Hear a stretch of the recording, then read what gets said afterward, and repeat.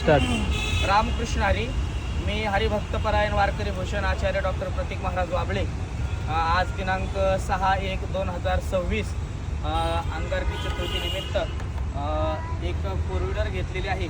ती four wheeler Tata safari तो आमचे परममित्र श्री रणजितजी जमदाडे यांच्या असणाऱ्या मोटर्स दुकानातून, जमदाडे मोटर्स दुकानातून घेतलेली आहे.